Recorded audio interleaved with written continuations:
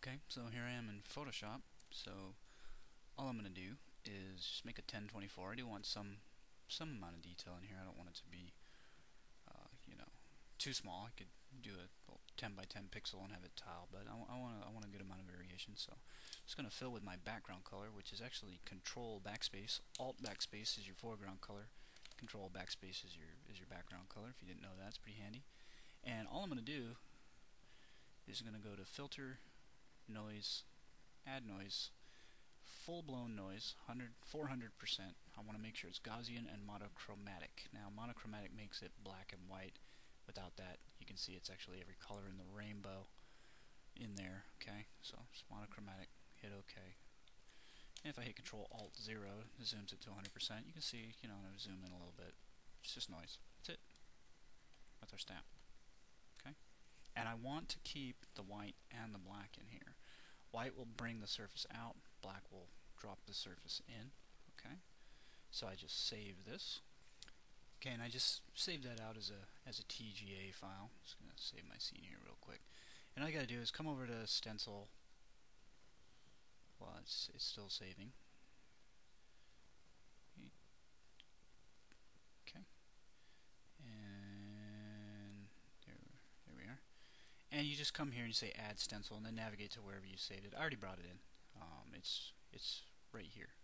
Okay, and you can see that if I use my projection brush, okay, here it is. There's the noise texture, and I can, if I click it again here, it actually brings me to the options for the stencil, and I can say it's using tiles, but it's not showing it. If I show it, I basically can't see through. I can say, okay, I'm gonna drop my visibility down here. I tend to never really show tiles. I just kind of assume and just let it go.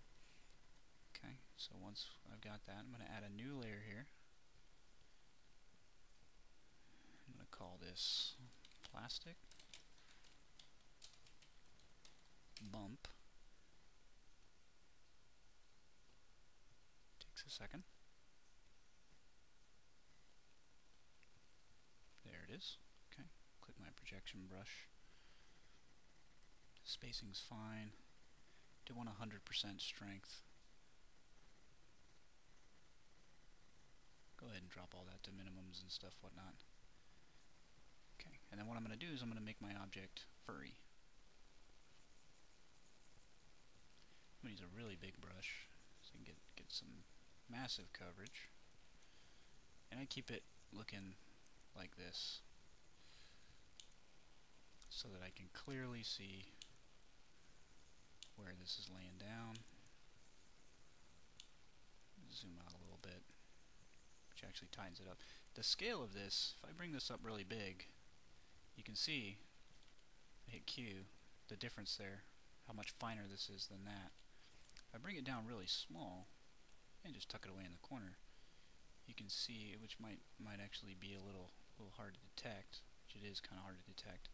I can make it much finer, and being that it's just noise, there's really not a lot of issues with blending. You can get some stretching going on, but as long as you avoid hitting the opposite corners. I'm just kind of swirling it on here, and I'm covering over what I might consider rubber later for now, just to get it on here. Okay, what I am avoiding is hitting this metal. Okay, I don't want that to touch the metal anywhere. And then I'm going to hit this guy. Okay, just press pretty hard. However, I do want to avoid hitting this metal stuff. I'm just going to turn my camera, keep laying it out. Okay. Color on my projection brush is white, by the way, and that's a key element. It will alter the hue and tone of your. I painted this with red. Oops, I hit that. See, I don't want to hit that piece of metal. It's not that I couldn't erase it later if I really wanted to, but might as well just avoid it. Okay, I'm going to go along these, making sure I don't cross over any of the metal bits so I don't hit the barrel that's underneath there.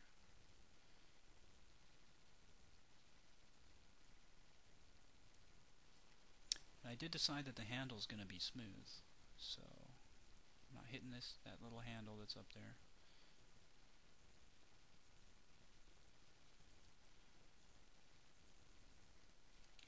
I hit that again on accidente.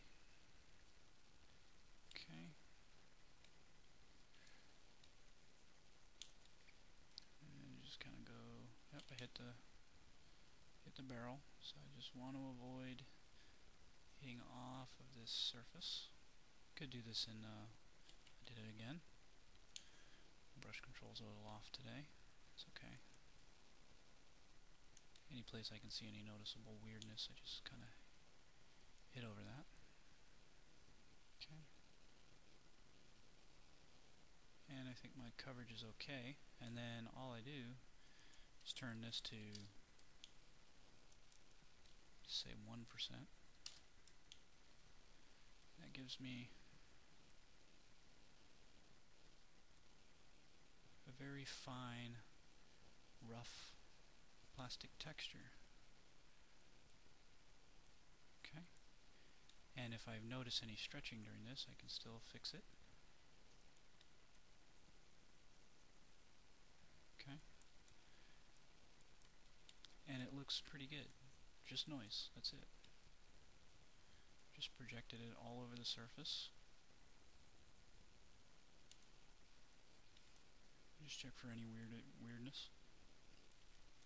Obvious stretching, like I can see right there, which is kind of hard to tell when this is at 100% because it is so overly contrasted that I consider that it looks like fur. Looks fuzzy.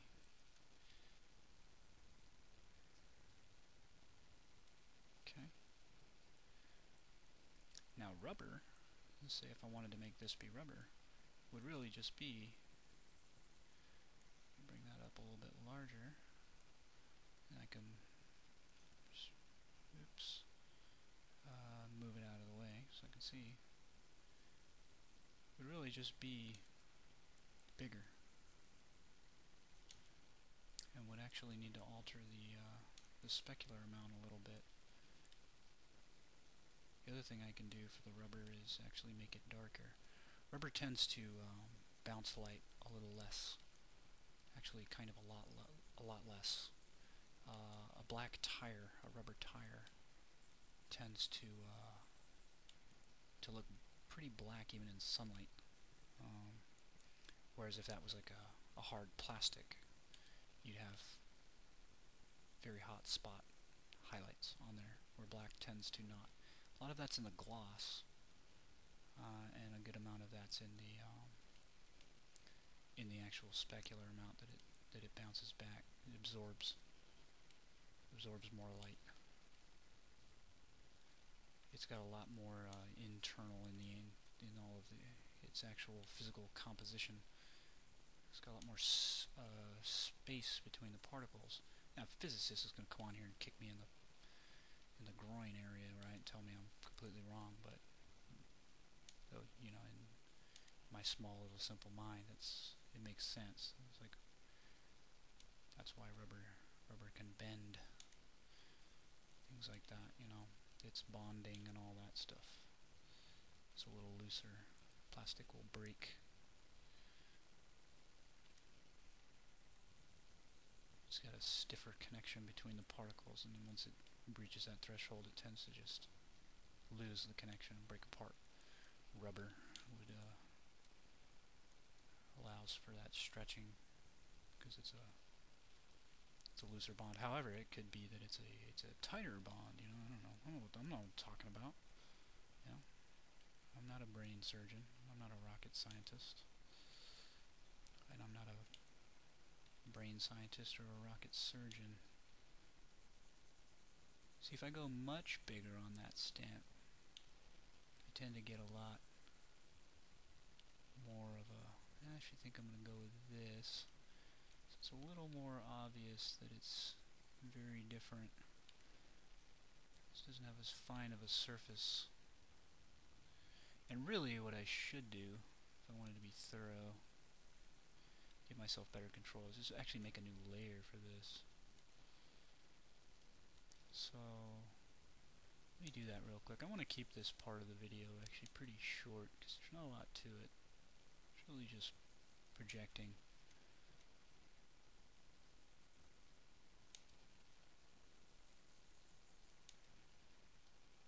It's not like projecting one's inadequacies, it's actually physically projecting a texture onto a surface.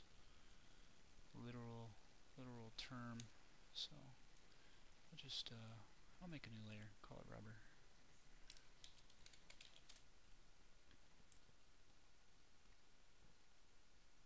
And I have to wait for that to figure out that it wants a new layer. And you can see that it's very because it's 100% on that layer.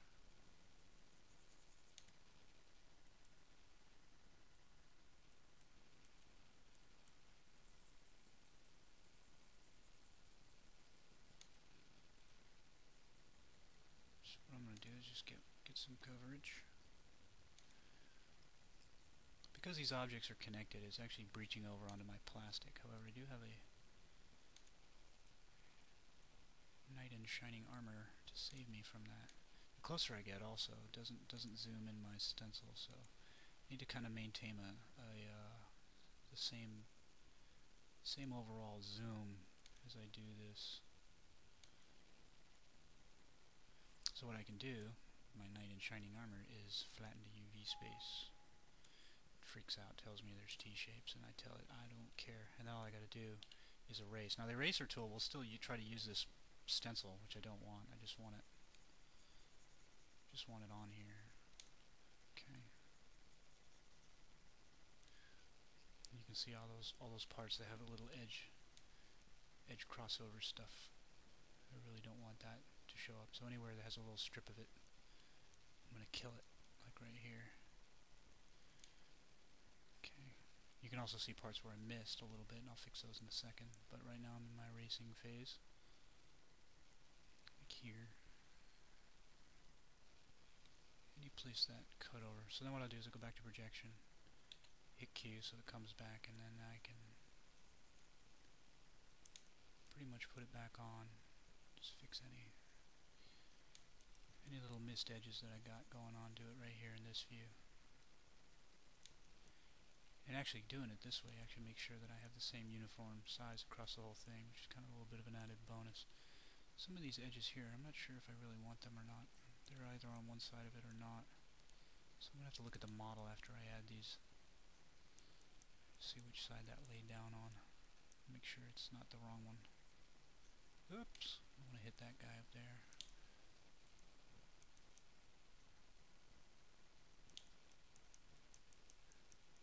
Because this is so noisy and so much chaos in there, because it's literally noise. Oh, I didn't want to zoom in. The seams are actually going to be a little bit less noticeable, so I can go unflatten. Hit Q here, hit A just so I can zoom out my gun.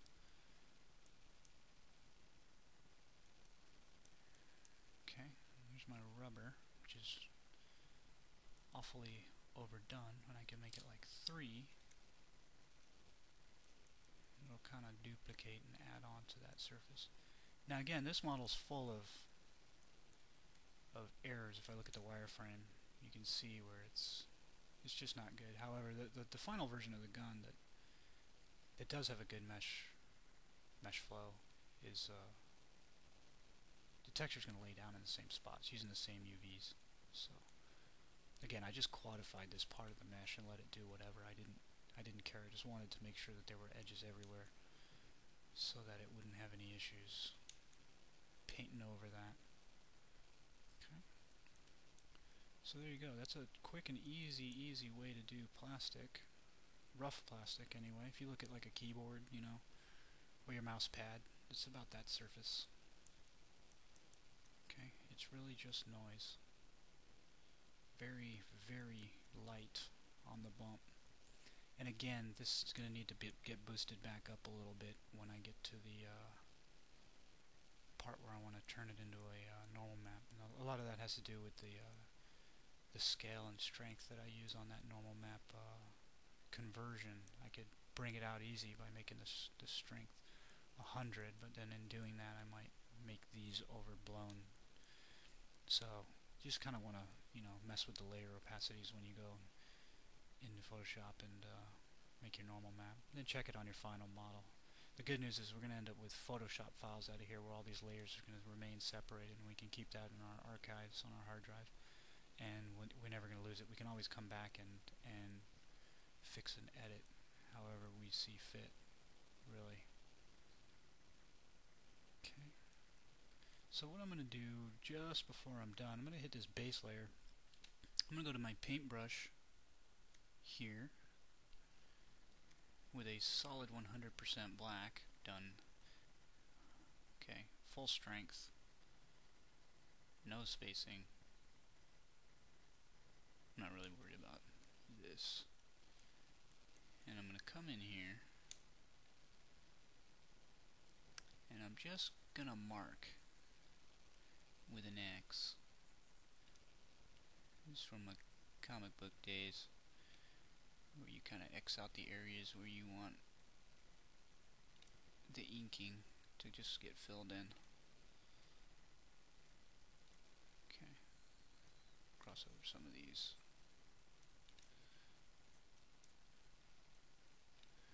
And then an inker, if it was a separate person or you later, will know you want that filled. Because I'm going to come here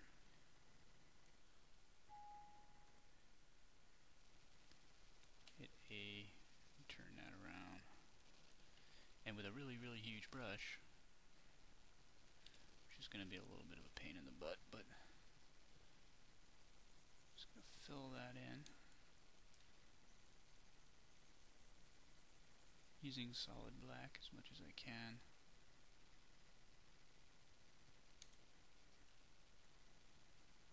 Sometimes it just, considering how I resed everything, it just sometimes does not want to cooperate in some little parts, but that's okay. There's an X here, because I can actually, before I'm done, before I actually export out of Mudbox, I'm also gonna swap the mesh for the one that I'm bringing into the game, the lower res version, and that's going to be an important step for me to make sure that version doesn't have any glaring mishaps. Really, I just wanted to darken the rubber. Again, I could do this in Photoshop too. It's not, this part's not difficult. Just anywhere I see an X, just come in and hit it. I'm probably going to end up going back to the model and seeing that I missed a big block of it, but that's okay. I can just correct that out there. Okay, there's another spot I missed. Alright, let's check.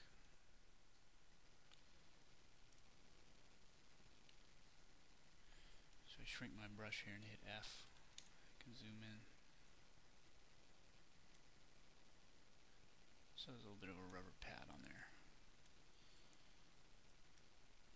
I can always tweak that in Photoshop again later. So there's general plastic. Now I could add some scratches and dents and things to plastic because it does get pitted, and I'll probably do that in a final step, which I'd like to do is my final touch-up phase is where I really kind of just go across the whole thing and just kind of go through the layers and clean them up a little bit here and there. I sometimes do that in Photoshop. I most often do it here in Mudbox just because it's easier.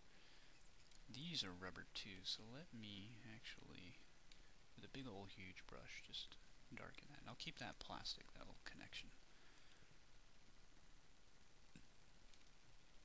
This is a video game model. This is so far in front of the camera that this, the detail and everything. The fact that these come to a point is fine. It isn't going to hurt anything because that's never going to be close enough. It's pretty much always going to be kind of like that anyway on your view. Just be out of the view for the most part. So not concerned about it. Now I do actually also want to make this black.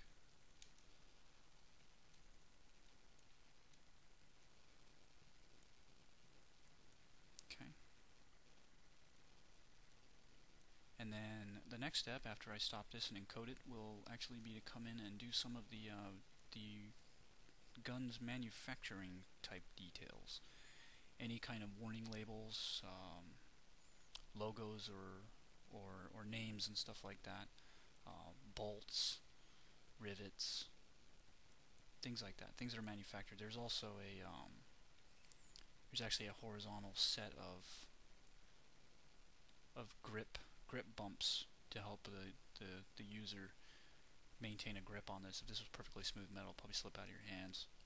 So they ridge it and they make it textured and it's horizontal. So I'm going to do that as well with using a stamp of perfectly straight lines.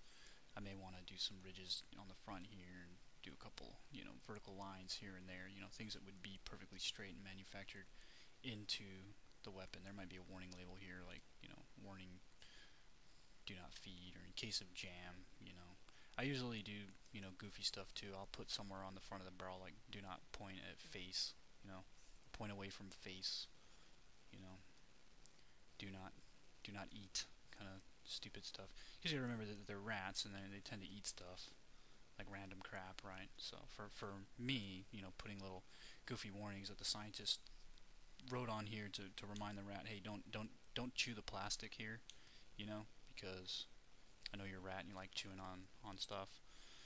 That wouldn't work, in an army game with humans and trying to be serious, like something that the military would want to truly use. It'd be like, okay, why do you have a warning not to eat the gun? Well, a rat might actually get it in, get his little skull that he wants to eat it. So those little details are fun stuff to add to. Also, I'll usually put a signature. My signature usually goes on the bottom of all of the grips of all my guns, and it's a paw pad, like a dog's paw, because my name is Hit Paws, and I love my dog. So I'm going to stop this and encode, and then when I return, we'll move on.